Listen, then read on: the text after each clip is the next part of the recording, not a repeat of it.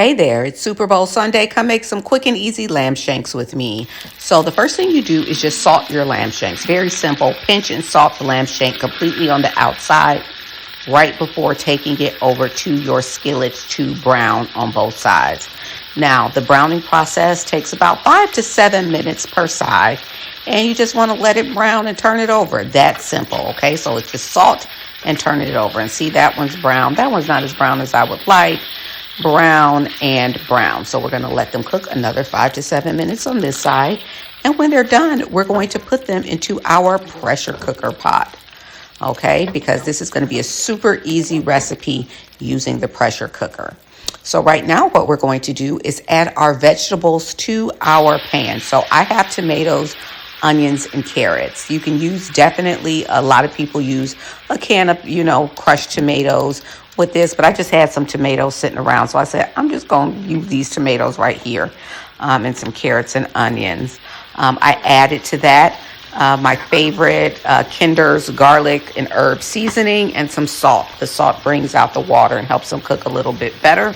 And what you're doing here is you're just cooking them to get them partially tender. You don't need them super soft because they're going to go into the pressure cooker and cook for longer. So we just want to get them, reasonably soft, okay? So I'm going to let this sit here, move it around. Then I'm going to add a little thyme. Thyme makes everything better, right? So when you're cooking lamb in particular, that's great. What you just saw there was the brown gravy packet. So what we're doing is we're just layering the flavors. We started with the salt for the shanks.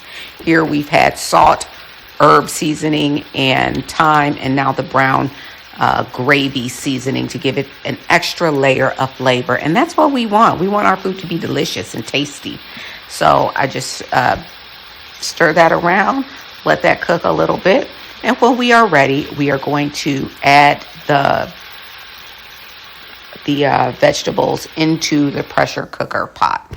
Now what we're also going to add is a teaspoon of this Italian herb base and also 1 teaspoon of the beef flavoring into about 2 cups of water because that gives it, a really rich flavor depth in your pot. So I'm looking for a towel because this is way too hot and heavy for me to be messing with.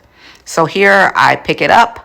I toss my veggies over into the pressure cooker pot, crock pot, pressure cooker pot. I have a Ninja, I guess it's called the Ninja Foodie, so it does a number of different things.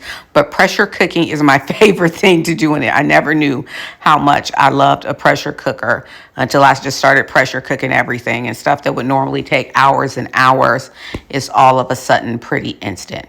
So I got all the vegetables in there. Vegetables, of course, add a delicious flavor. And now I'm coming over with my 2 cups of water with the Italian seasoning and the beef seasoning. So I'm just going to pour those right on over our dish.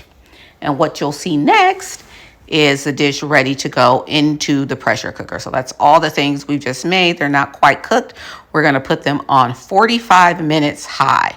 Now, I like my meat extra tender and fall off the bone. If you want it a little bit stiffer to the bone, you don't want it completely falling off, you could do 30, but 45 and it's coming off the bone. So we've started that, and just 45 minutes later, here's our beautiful plate. So what we're going to do is we're going to call our favorite food critic over to let mommy know how it is. And so she liked it immediately. And yeah, so for all the people who say she can't eat that much, this is her plate at the end. You don't know these kids, all right? I will chat with you later. Bye.